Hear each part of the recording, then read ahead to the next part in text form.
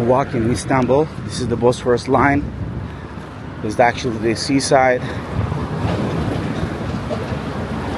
This is the direction to Sariyer, one of the oldest cities in Istanbul, or I will say the neighborhoods.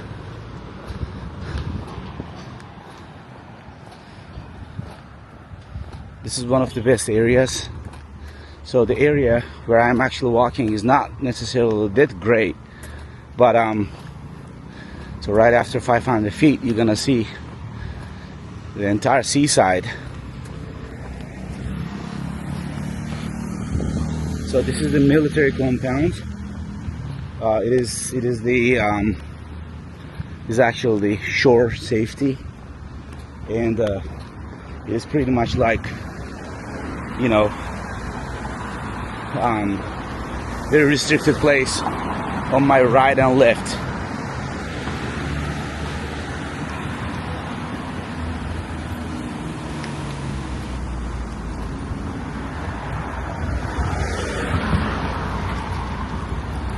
Today is July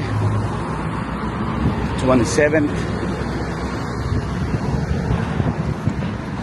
I'm sorry, 26th.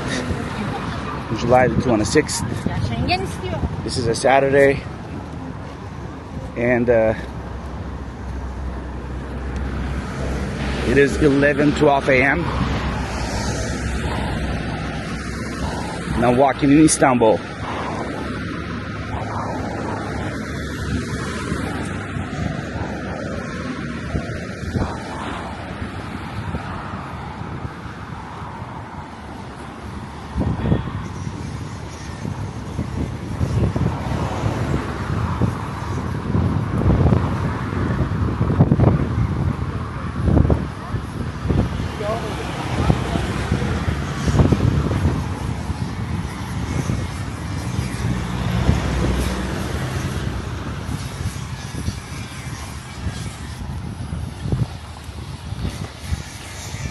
Okay, I'm walking on the European side.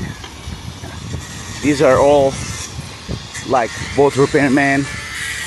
This is like dry dock for very old fishing boats. And the other side of the sea, where you see that land, is the Asia. Is the Anatolian part of Istanbul. It's still part of the city of Istanbul. And geopolitically, Istanbul is at a very important epicenter for dividing Europe and Asia, or combining them with 3 bridges.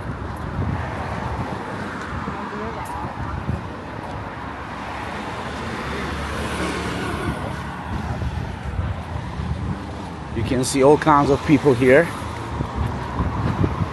and after a war in Syria, there were lots of immigration from Syria to Istanbul, especially the city of Istanbul, the capital city Ankara, and Izmir were impacted by refugees. So I wouldn't call them immigrants actually, because they were all refugees. So they came, and then most of them were given citizenship because they stayed here over 3-5 years, and more than 5 years, and they were eligible for the citizenship. So many of them didn't prefer going back to Syria, so they stayed in Turkey. So there's a surplus population of Syrians. But still, the city, Istanbul, didn't necessarily change much, and you can still see the ancient outlook of Turkey in Istanbul. Fisher boats and piers, beautiful harbors, and a fantastic walking area where you can actually just walk 5 to 6 miles. I mean, the area where I'm walking to right now is called Sariyer. It's a very old city, again, municipality, and it's still being kept intact, not necessarily changing much. So this is another dry dock.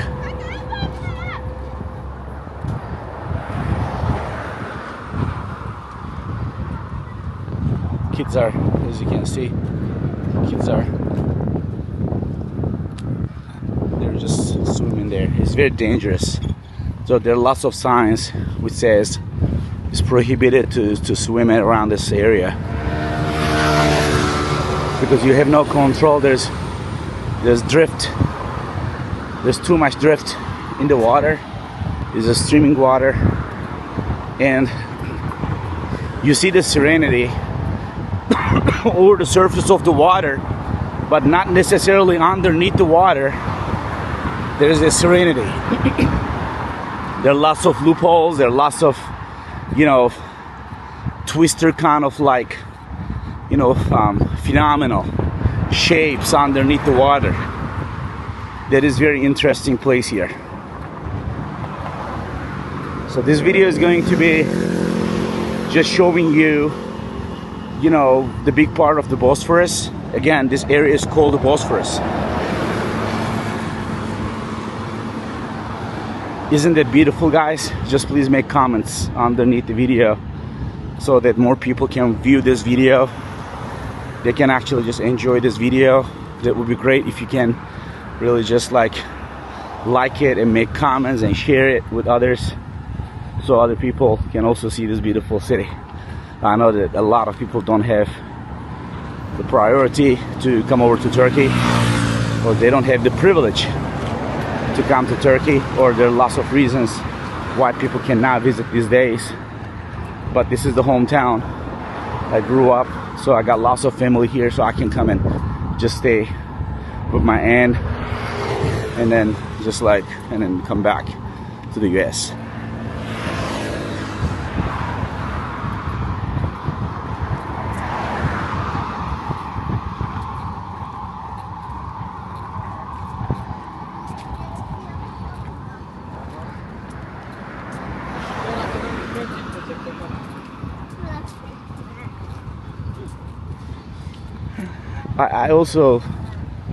I also didn't really want to obscure this wind. I want people to have the same experience that I'm having right now. So I'm not going to do any kind of like noise masking or noise cancellation or any kind of just edit on the video so people can experience the same I'm experiencing right now.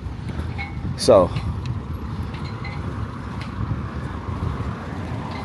as you can see, there's this little fisher boat. Looks like it's a family or just friends. They're gonna go and fish. Okay, I'm gonna take it back. They cannot fish because fishing is prohibited until the 1st of September. So nobody can actually just get their boats and fish.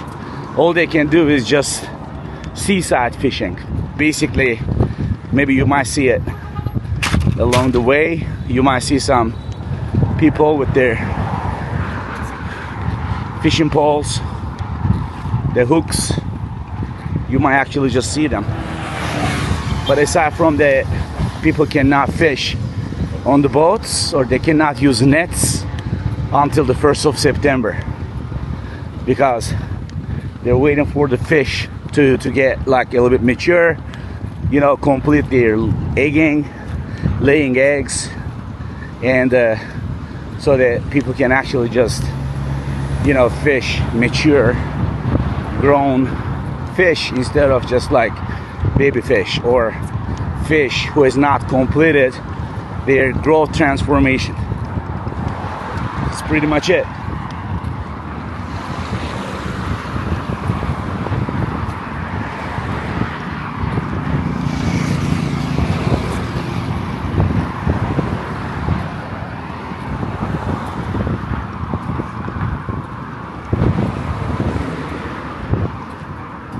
Again, Istanbul is a very beautiful city. There are lots of things to do here for all age groups. Basically, you can come, you can just, you know, book a hotel by Bosphorus and you can enjoy the seaside. You can take cruises, you can go to Princess Islands from a town called Eminönü, and then you can view Princess Islands like Kınalıada, I don't know the English version of Kınalada. Kınalada is the first of the Princess Islands, and the second one is Burgaz, the island of Burgaz, which I never been to, and the third one is Heybeliada. I don't think that I have been to that one either.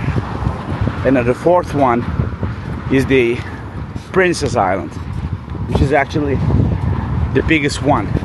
It actually gave its name to these 4 islands, and Princess Islands is the grouping name for this 4 islands.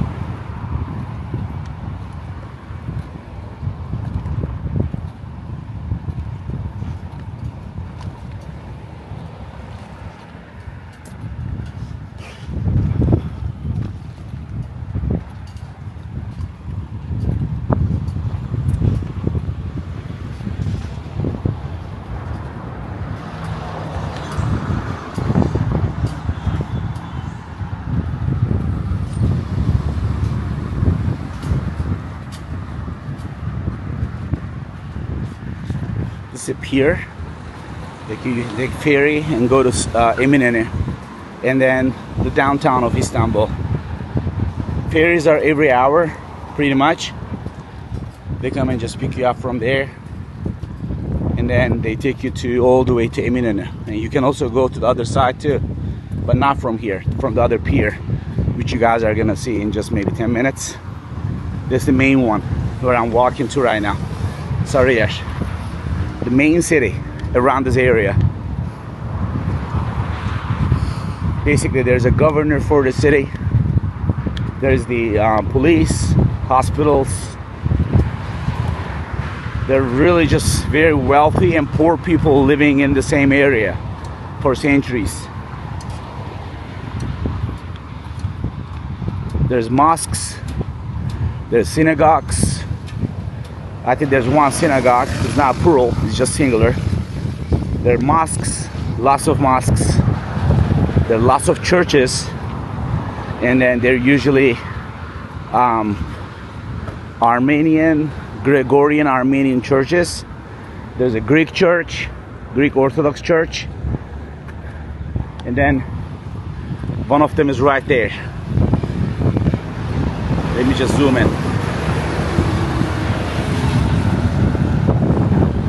As you guys can see,